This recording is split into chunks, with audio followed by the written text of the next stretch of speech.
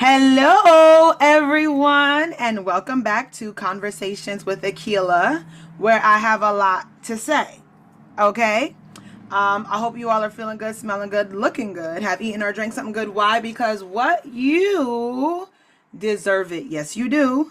Happy New Year, Merry Christmas, Happy Kwanzaa, Happy Valentine's Day, like all of that up until now. Okay? Like, you guys are the best. I hope your New Year has been treating you well so far. I hope you're feeling optimistic for 2025. I hope you are working on set goals. I mean, there's a whole school of thought that says the new year does not begin until March, whatever. But regardless of whatever you believe or what have you, I hope the year has come off to a quick, good start for you. It's been a rough time.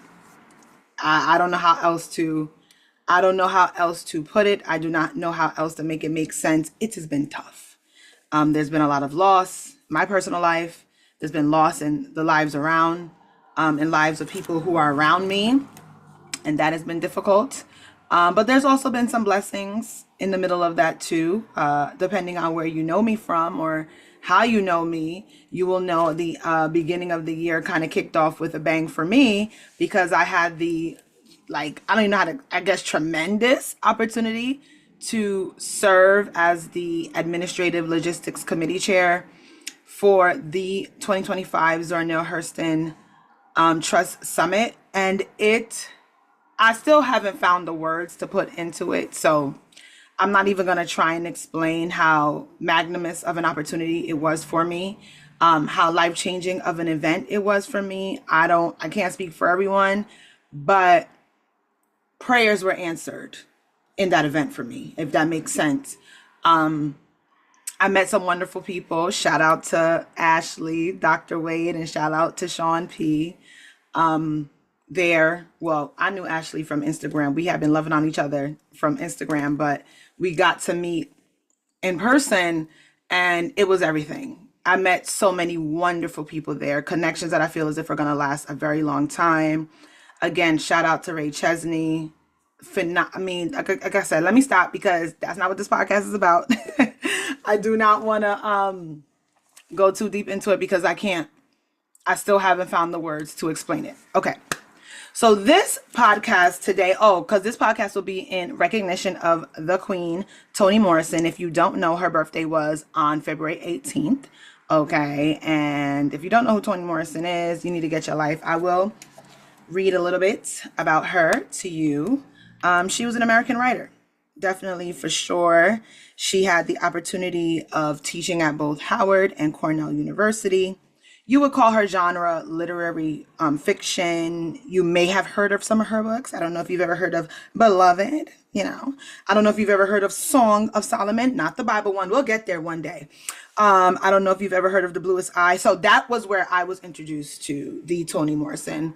It was 2004, 2005. I was at the historical Black College / University, Delaware State University in Dover, Delaware. Hornets.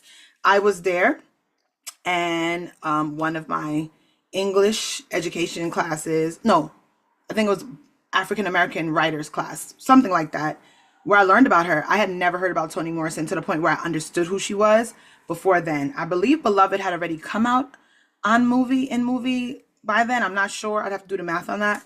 But we didn't read Beloved. We read The Bluest Eye and Sula. I mean, the idea of Black history, African American history, for me, up until that point, I took AP history in high school. So up until that point, I knew a lot about, slavery, how slavery, the origins of slavery, etc., how we got to where we were. I'd even, read some of the civil rights stories, etc., etc. But I don't think I ever had the opportunity of having it play out the struggles in a personal form the way I did reading Toni Morrison. And for those of you who have read her, I think you could relate to that in a sense, right?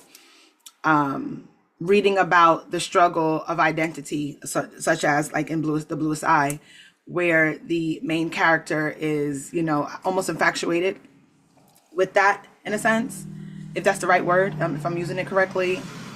But again, it was interesting. But the more, like, now that I'm reflecting back on it, my teacher for this class was a Caucasian woman.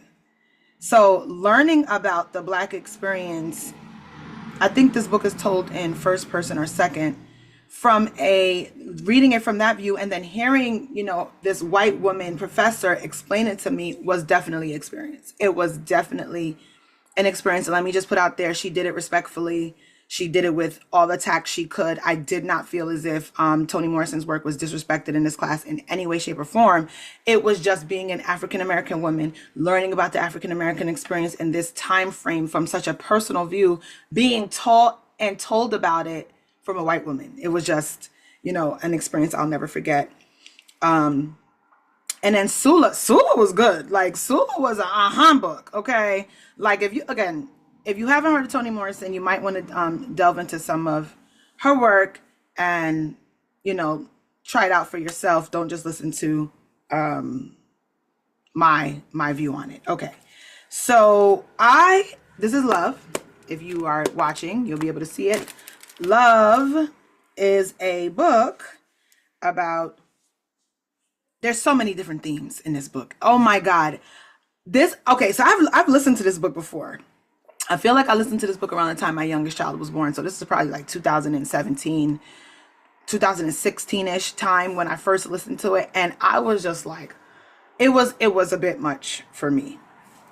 This time I decided to read the book and listen to it at the same time, and c'est magnifique. Now, that does not mean that it was not confusing. Like, yes, Miss English literary girl is telling you Love was kind of confusing for me due to some of the themes and to some of the ways characters were portrayed. Like, you didn't find out a lot about what was going on or what was taking place until towards the end of the book. So you read, like many books, but this wasn't a thriller. This wasn't a murder mystery. You know what I mean? Like, this is, you know, like storytelling, like down home storytelling to a certain sense.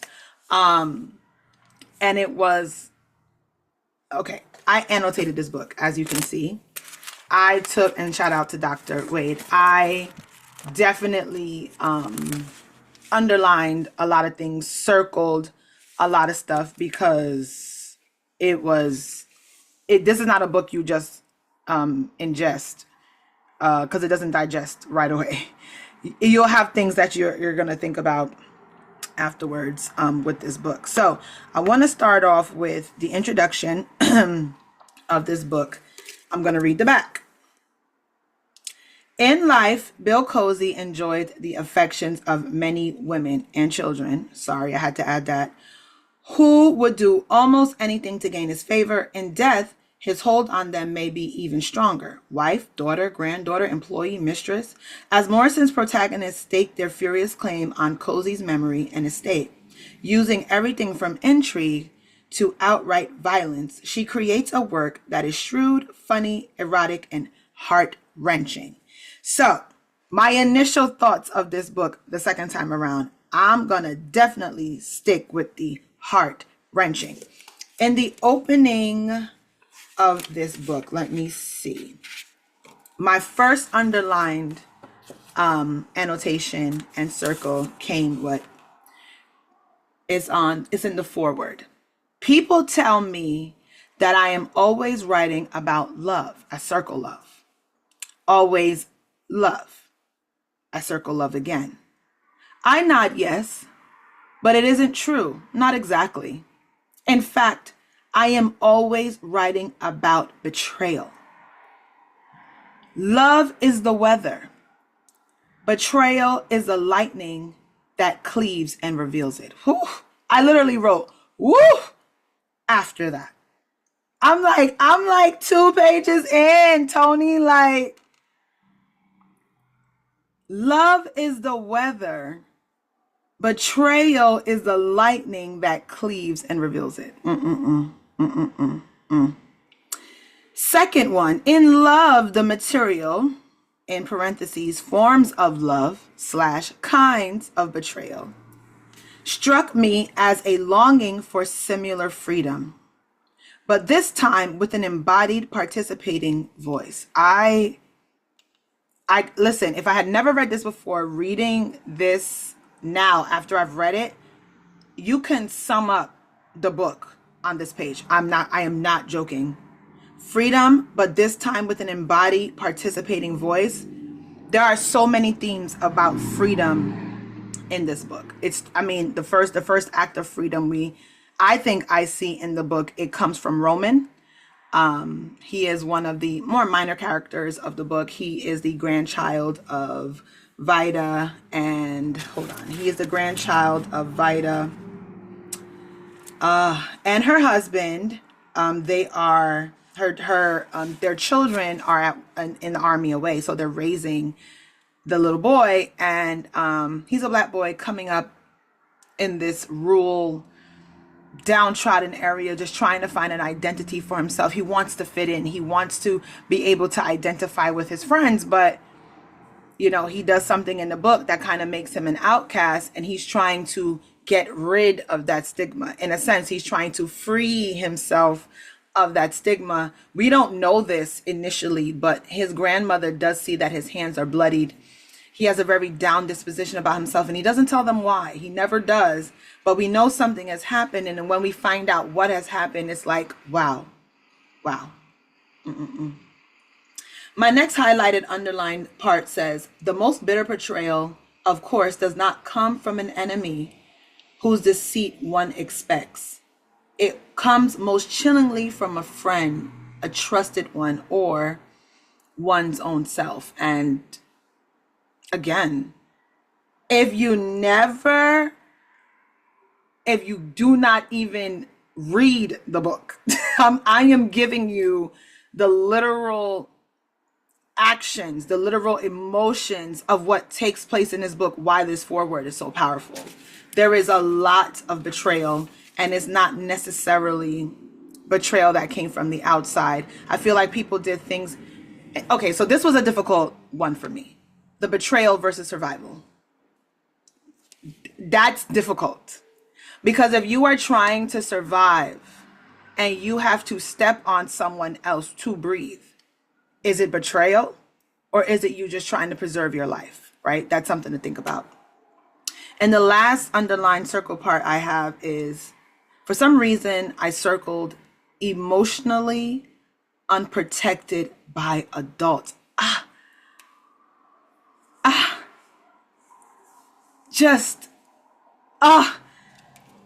Yeah. Like, this book was serious. Like, this was a serious book.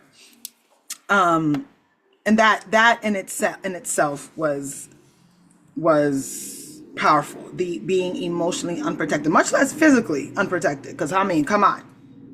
But the emotionally unprotected, I won't say it holds a longer stamp of harm, but it definitely holds a very heavy stamp of harm when you've grown up in a situation where you were not emotionally protected by those you felt as if you should have been. My personal reflection, meaning like the emotional response and how it connects to my life in this book, it was difficult for me. I wouldn't say that I couldn't relate to the storyline of the book. I'll get to the characters later, but I won't say that I couldn't relate to the characters. I mean, to the storyline. I know what it's like to be in a world where you're just trying to make sense of everything that's going on around you, and now understanding that everything going on around you is a mess too. Like, you as a child are trying to make sense of this world. You're trying to fit into this world, but unbeknownst to you, the world you're in is a mess. And you don't understand that until you get much older. So if it was any way that this connected to my life, I was trying to make sense of a chaotic world. I was trying to make sense of a world where adults didn't have it all together yet, right? And I'm looking at these adults in my life like they're perfect. They have it all together. They're well established. They look a certain way, so they must be a certain way. And my gosh, the letdown of all of that, as I understood life to be, was serious. So love kind of brings out, Toni Morrison's love kind of brings out some of that. in a sense. You know, you see it with June, or AKA Junior, where her mother doesn't protect her from her uncles the way that she feels that she should, so she continues to run. We also see this with Christine, another main character. She ran a lot, you know, like, because the world she was a part of was like, hold on, this is not how I should be understanding this. This is not how I should be taking all of this in. Like, it's, what's wrong here? Let me run somewhere that I relate to, in the sense where it makes is less chaotic, unbeknownst to these characters, that the world that they ran away from, thinking that the world they were going to run into would be better, wasn't. It definitely goes into the saying that the grass isn't always greener. But I cannot marginalize what these individuals went through in this book in something like that, because they didn't run because they were ungrateful. You know, like, they didn't run because they didn't, you know, they had it great and they just were being ridiculous and running away from it. No, they ran because, in a sense, they were trying to survive.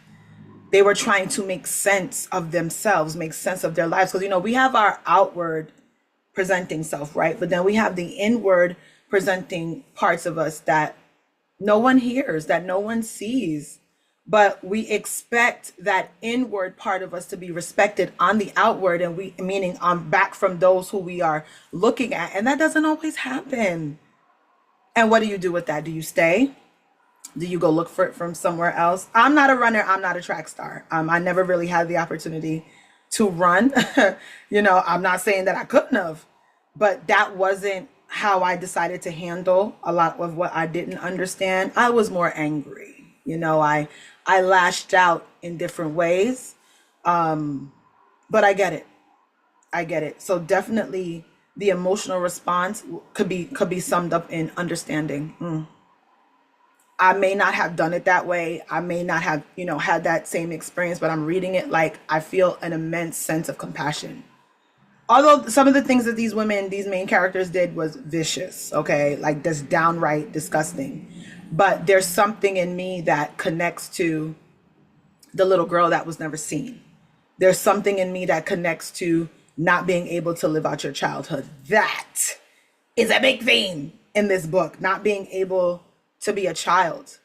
We see it now where, you know, Black girls are sexualized. Black girls are told they are adults before they, you know, can even identify their feelings. And unfortunately, that is not a 21st century issue. That is not a 20th century issue. If you listen to any of my other podcasts, you'll know that they've been sexualizing the Black female for hundreds of years, particularly in this country, marginalizing us to just what we can do reproductively, or how we can satisfy and pleasure others outside of us being human and having feeling, and having to deal with the consequences, not of choices that were not their own, but that were placed on them, right?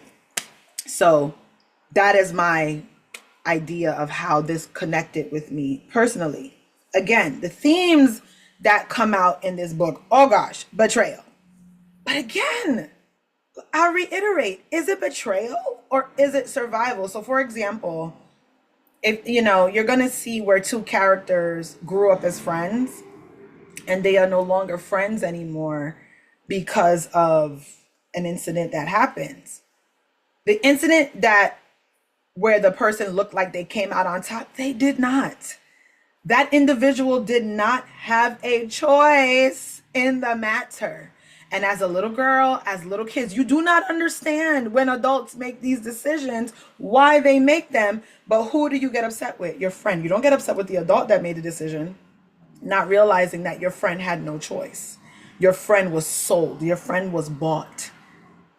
You're not going to understand that. So betrayal comes through and through, but I don't think it's just betrayal in a sense where someone inflicted that on an individual. I think there's like what Toni said in the introduction, there's a lot of betrayal of self, of knowing I don't want to do that, of knowing I don't want to be like that, but giving into it for possible selfish reasons.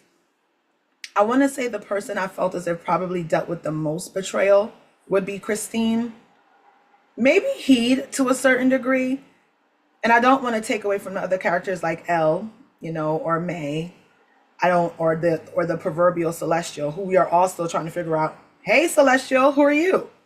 But the story's main protagonist, main, because there's main and then there's main, is definitely Christine and Heed. And I would feel as if, just thinking out loud right now, maybe Christine dealt with the most self-betrayal. She didn't want to turn into this hardened person that she became, but unfortunately, life turned out that way for her.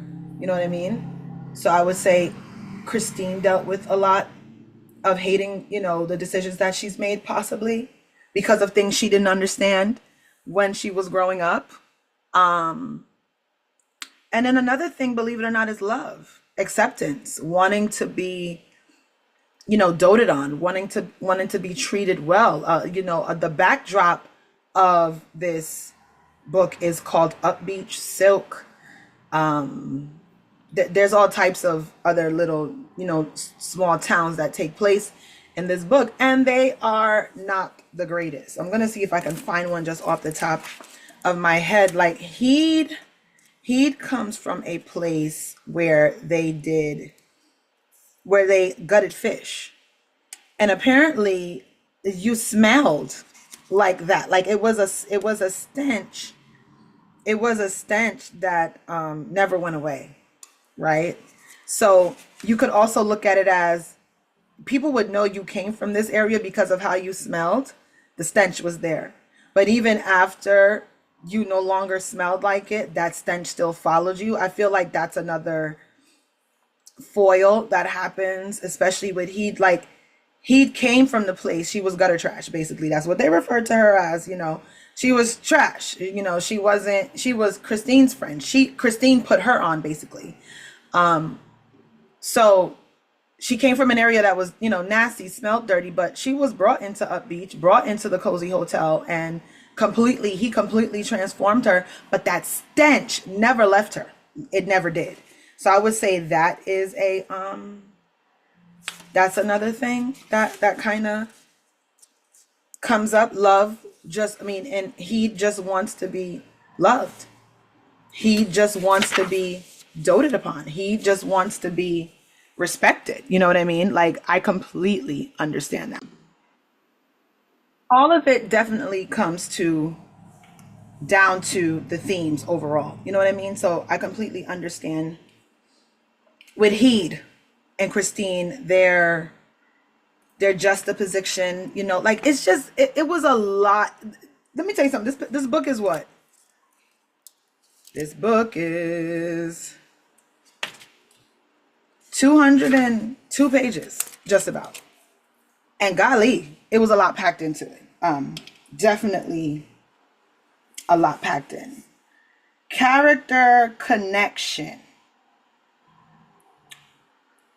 I feel like there are the main characters and there are the minor characters in the book that, they all somehow have similar activities going on or similar emotions. I already brought up Roman, wanted to feel accepted. I haven't really talked about June. So Junior is this off-put character who goes to Christine's and Heed's home, where Mr. Cozy, Bill, lived, the man that they're all fighting over.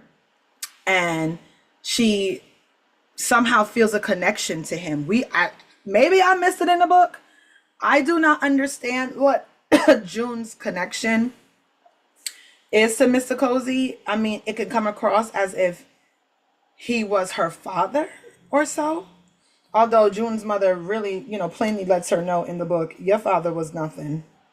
He was nothing to pay attention to, sweetheart. Don't even worry about it. But, because it was the father who named her Junior. But we don't, as far as I know, you don't get any definite answer as to, is Mr. Cozy Junior's father? And what makes it even more weird is that she goes into this room where his picture is in, and she finds pleasure in undressing in front of him, and later on in the book, I believe even fooling around with Roman in front of him. I think she calls him the good man. And it's It's bizarre. It's bizarre. I did some like outward research just to get, more backup on the book. And there is some school of thought out there that says, is June even real? Is she even a real person? Because her storyline in the beginning sounds very reminiscent to Heed's and Christine's to a certain degree, but as she interacts with them, it's weird. She was just let go from a correctional institute for young kids. She shows up on Heed's door with an advertisement, with the job advertisement that was placed stating that she could do it. Heed hires her without reference, without anything.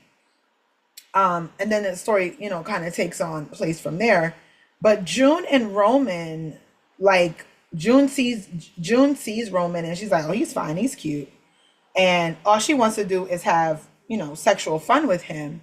But she satisfies the low need in him to feel as if he's a man, right? For him to feel as if, oh, see, I don't need to tie no girl up nowhere, quote unquote, in the book. I don't need to tie up a girl anywhere to get, to explore her, to have fun. Here it is, this woman, this older woman, 4 years older, albeit he's 14, she's 18, wants to have fun with me. And I am going to have fun with her. You know what I mean? And it really puts more pep in his step till his parents notice it. He's walking around like a man. Da, da, da, da. Eventually, he does the right thing where June is concerned. But she's just getting her kicks off with him, having fun, exploring sexually with him, while he's like, you are feeding the need of, you don't even know. Right before I met you, I was feeling like I wasn't even, worthy. I wasn't feeling like I could have friends. People were laughing at me. They were beating me up, all types of stuff. And you kind of fixed that for me. So I could see where those two characters connected. There's a weird off-putting character connection between Mr. Cozy, Bill Cozy, and Sandler. Sandler worked at the Cozy's hotel earlier on in his life, but he eventually left to go pursue a job somewhere else. However, Mr. Cozy still wanted to keep Sandler around, and he would invite him out on his boat with him that he had all of the pretentious people on, the doctors, the police officers. There's a story behind that too. Mr. Cozy's father basically was a snitch, and that's how he made a lot of money. And we don't find out later, about what's happening on these boats. But there is definitely a weird connection with them where that's concerned. Like, why did no one could understand why Mr. Cozy wanted to spend so much time with Sandler. Now, on page 111, there is an excellent passage about why Sandler decided to stop hanging out with Mr. Cozy. It reads, let me see where I want to begin.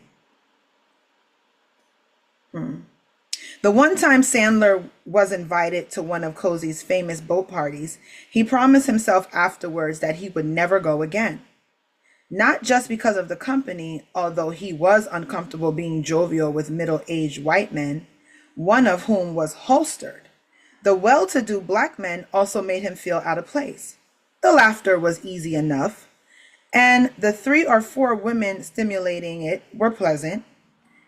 Here is where I began to underline. It was the talk, its tone, its lie that he couldn't take. Talk as fuel to feed the main delusion, the counterfeit world invented on the boat. The real one set aside for a few hours so women could dominate. Men would crawl, blacks could insult whites until they docked.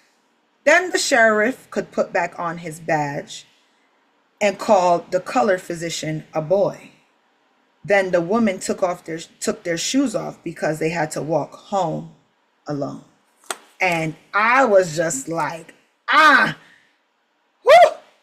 So again, we don't know why Bill wanted to fraternize with Sandler, but we do understand why Sandler was like, I cannot betray myself anymore by doing this because I'm only an equal on this boat, on this water. Water is another big theme in this book too.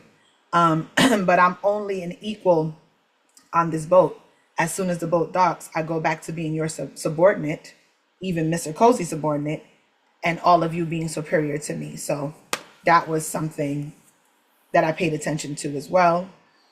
I think that's also can be taken on with Christine and Heed, the subordination versus, because in the beginning of their lives, you would look at Christine as the dominant one. You know, she was the one who, she's Mr. Cozy's granddaughter. She's the one who had the nice clothes, the 16, you know, sweet 16 birthday party. She had all of that. She went to a private school. Like, she was all of that until Mr. Cozy marries Heed, her best friend. And I'm gonna just put it out there. I don't think this is a spoiler, but if it is, you can just fast forward the next 10 or 20 seconds. Heed marries Mr. Cozy when she's 11 years old. 11. And I have to pause for drama. Reading that in a 20th century, I was born in the 20th century, with a 20th century mentality is just mind blowing. And what's even more crazy is that everyone, including adults, you know, these being emotionally unprotected by adults, let's bring this part back up, saw it, knew it, and did nothing about it. And again, wow. And Christine had to watch that. And Christine must have known. We find out what Christine knew about Heed and Mr. Cozy, which is disgusting as well. But to see your friend go from your counterpart to your step grandmother in the blink of an eye, and you are older than this friend. Guys, that would have jacked me up too. It would have messed me up royally. So, yeah. Tough themes, tough character connections, not, albeit they may not want it to. I don't think anyone could see themselves in each other's eyes at all. I don't want to feel any sympathy for Mr. Cozy, meaning Bill Cozy, because I don't know what his childhood was like, you know, other than he was privileged due to his father being a snitch. His father would rat out the black going-ons in his community to the police, and he would be paid for it, okay? And they were very rich because of that. So that part they do tell us, but I don't know anything else about Cozy's childhood that made him turn into the man he turned into. I think it's safe to call him a predator. I mean, if you're a 52-year-old man marrying an 11-year-old girl, I think it's safe to say you're a predator. But for some reason, I don't feel as if it was viewed as that. I don't feel as if this behavior was viewed upon as predatory. I think it was just the way of life. Now, mind you, this wasn't rule. Cozy had money. Apparently, he was having an affair or in love with a woman named Celestial.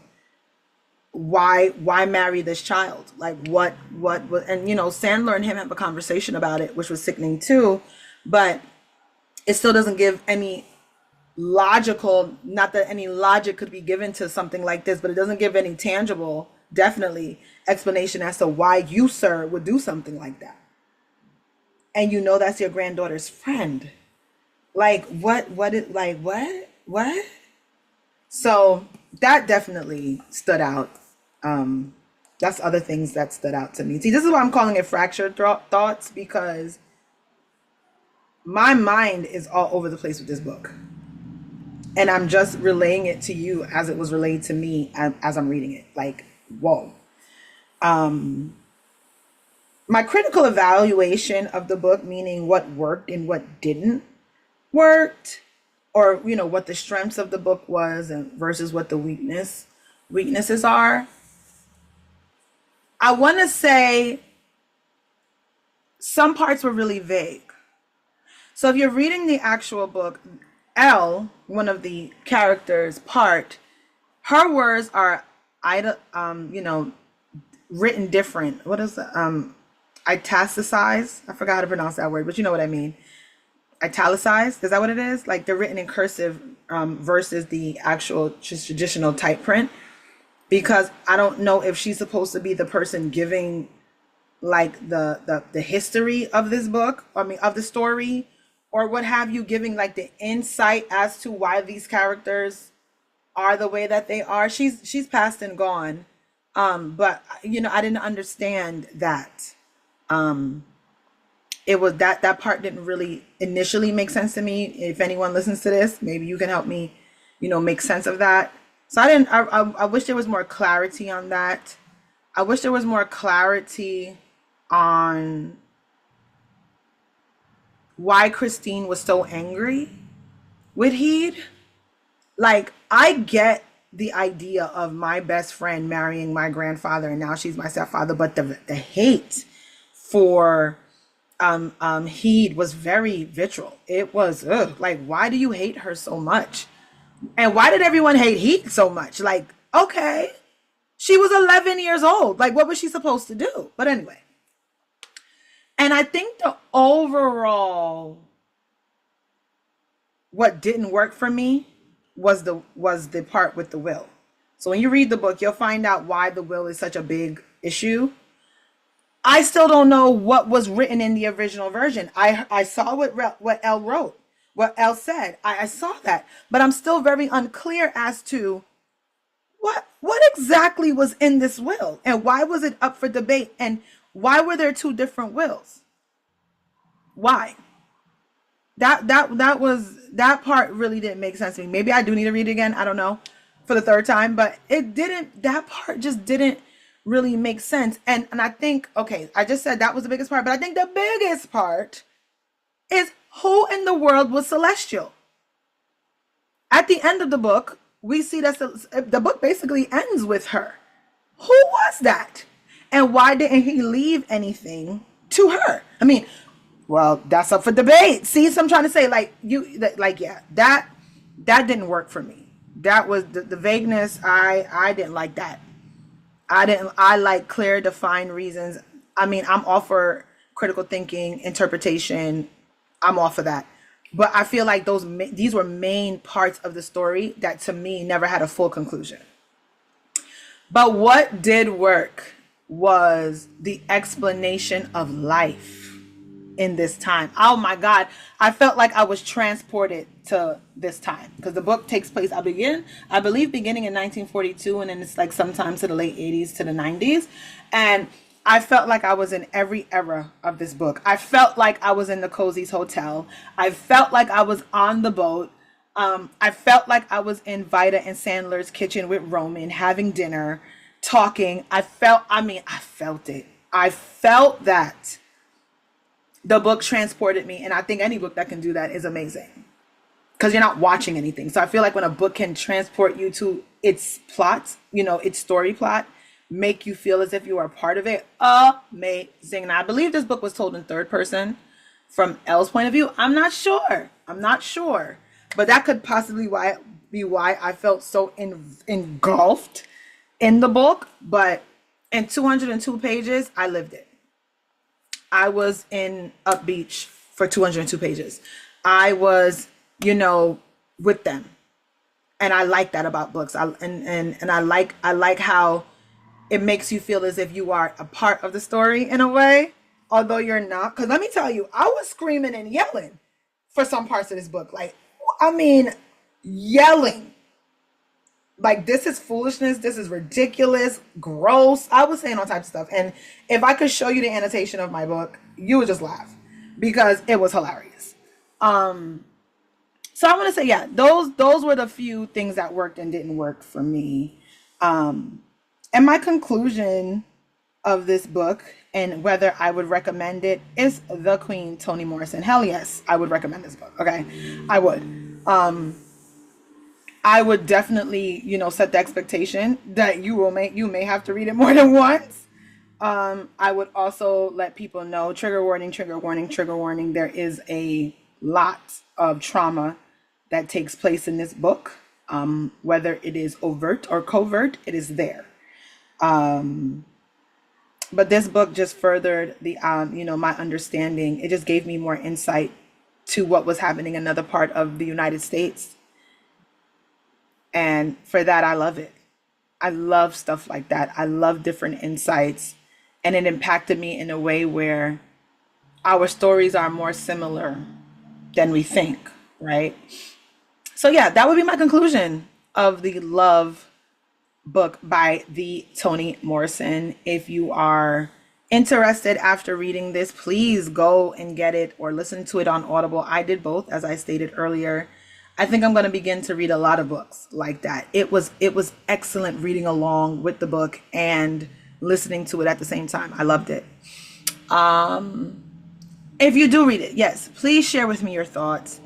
I don't care if you disagree with me. I don't care if you agree. I just want to know your thoughts. I want to have a quote unquote conversation, about it. You know what I mean? Like, I think it is important that we do that. So I'm going to wrap it up here. I've been talking our heads off long enough. If you've lasted this long, thank you for listening. Please share, please rate, please comment. I'm trying to be more consistent, and your encouragement is definitely needed, although I should not require it, but I do appreciate it. And let me know. Until next time. Bye-bye.